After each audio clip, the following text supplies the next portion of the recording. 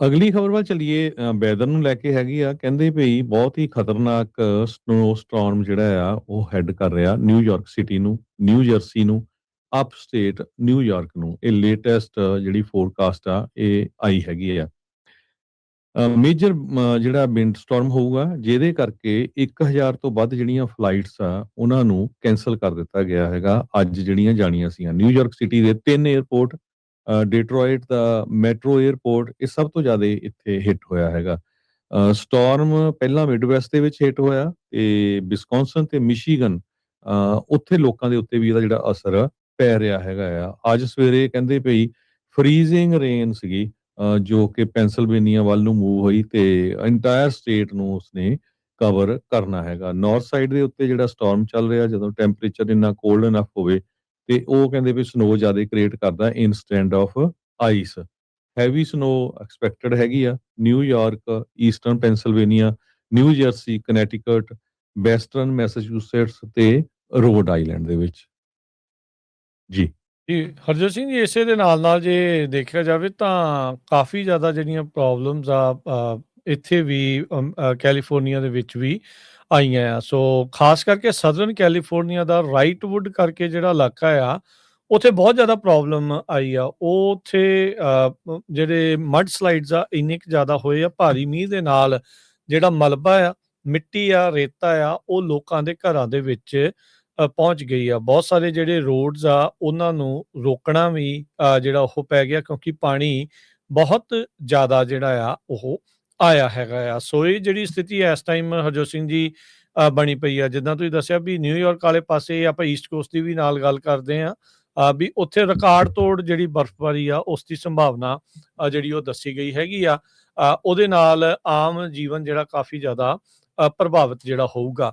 ਸਿਆਰਾ ਨਵਾਡਾਸ ਦੇ ਵਿੱਚ ਲਗਾਤਾਰ ਦੂਜੇ ਤੀਜੇ ਦਿਨ ਜਿਹੜੀ ਆ ਉਹ ਭਾਰੀ ਬਰਫ਼ਬਾਰੀ ਪਈ ਆ।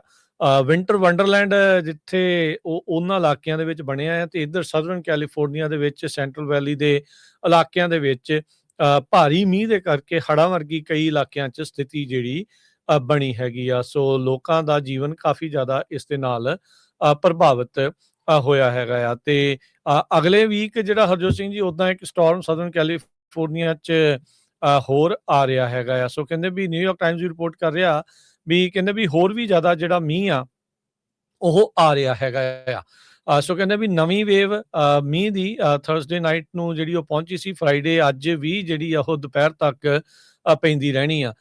ਇੰਨਾ ਕੁ ਮੀਂਹ ਜਿਹੜਾ ਉਹ ਪਿਆ, ਕਹਿੰਦੇ ਵੀ ਜਿਹੜੇ ਕੁਛ ਕੁ ਮਹੀਨਿਆਂ 'ਚ ਪੈਂਦਾ ਸੀ, ਉਹ ਦਿਨਾਂ ਦੇ ਵਿੱਚ, ਘੰਟਿਆਂ 'ਚ ਜਿਹੜਾ ਮੀਂਹ ਆ ਇਹਨਾਂ ਇਲਾਕਿਆਂ ਦੇ ਵਿੱਚ ਪੈ ਚੁੱਕਾ ਹੈਗਾ ਆ। ਨੈਸ਼ਨਲ ਵੈਦਰ ਸਰਵਿਸ ਨੇ ਕਿਹਾ ਵੀ ਜਿਹੜਾ ਮੋਡਰੇਟ ਰਿਸਕ ਹੈਗਾ ਐਕਸੈਸਿਵ ਰੇਨਫਾਲ ਦਾ ਸਦਰਨ ਕੈਲੀਫੋਰਨੀਆ ਦੇ ਵਿੱਚ। ਸੋ ਇਹ ਜਿਹੜੀ ਸਥਿਤੀ ਆ ਇਸ ਟਾਈਮ ਇੱਧਰ ਖਾਸ ਕਰਕੇ ਜਿਹੜੀ ਹਰਜੋਤ ਸਿੰਘ ਜੀ ਬਣ ਚੁੱਕੀ ਹੈਗੀ ਆ। ਜੀ ਬਿਲਕੁਲ, ਜਿਹੜਾ ਕੈਲੀਫੋਰਨੀਆ ਦੇ ਵਿੱਚ ਮੀਂਹ ਪਿਆ ਉਹਦੇ ਨਾਲ ਖਾਸ ਕਰਕੇ ਸਦਰਨ ਕੈਲੀਫੋਰਨੀਆ ਦੇ ਵਿੱਚ ਬਹੁਤ ਜ਼ਿਆਦਾ ਜਿਹੜਾ ਨੁਕਸਾਨ ਹੋਇਆ ਹੈਗਾ।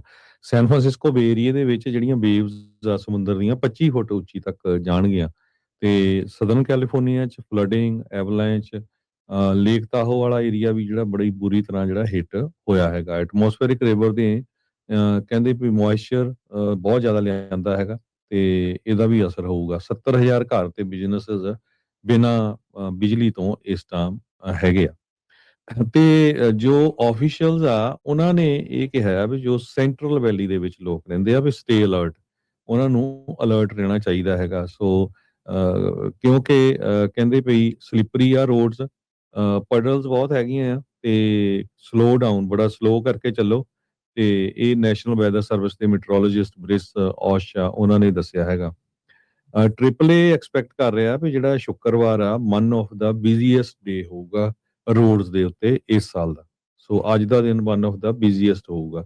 ਸੋ ਕਹਿੰਦੇ ਵੀ ਜੇ 10 ਵਜੇ ਤੋਂ ਪਹਿਲਾਂ ਪਹਿਲਾਂ ਨਿਕਲ ਸਕਦੇ ਆ ਆਪਣੇ ਘਰੋਂ ਤਾਂ ਠੀਕ ਆ, ਨਹੀਂ ਤਾਂ ਫਿਰ ਤੁਹਾਨੂੰ ਟ੍ਰੈਫਿਕ ਜਿਹੜਾ ਆ ਉਹ ਬਹੁਤ ਜ਼ਿਆਦਾ ਦਿਸੂਗਾ। ਪਰ ਆਪਾਂ ਬੇ ਏਰੀਏ 'ਚ ਅੱਜ ਆਏ ਸੀ, ਦੇਖਦੇ ਸੀ ਤਾਂ ਇੰਨਾ ਜ਼ਿਆਦਾ ਟ੍ਰੈਫਿਕ ਦਿਸ ਨਹੀਂ ਰਿਹਾ ਸੀਗਾ। ਸੋ ਆਫੀਸ਼ੀਅਲਸ ਨੇ ਇਹ ਵੀ ਕਿਹਾ ਵੀ ਫਰੀਜ਼ ਵਾਟਰ ਬੋਟਲਸ, ਤਾਂ ਕਿ ਤੁਹਾਡੀਆਂ ਰੈਫ੍ਰਿਜਰੇਟਰਸ ਦੇ ਵਿੱਚ ਕੂਲ ਰਹਿਣ ਜਦੋਂ ਜੇ ਕਿਤੇ ਬਿਜਲੀ ਚਲੇ ਜਾਂਦੀ ਹੈਗੀ। ਕਈ ਏਰੀਏ ਦੇ ਵਿੱਚ ਬਿਜਲੀ ਵੀ ਜਿਹੜੀ ਆ ਉਹ ਗਈ ਹੈਗੀ ਆ। ਇਹ ਇੱਕ ਤਰ੍ਹਾਂ ਦੇ ਨਾਲ ਉਹਨਾਂ ਵੱਲੋਂ ਐਡਵਾਈਜ਼ਰੀ ਜਾਰੀ ਕੀਤੀ ਗਈ ਹੈ। ਜੀ।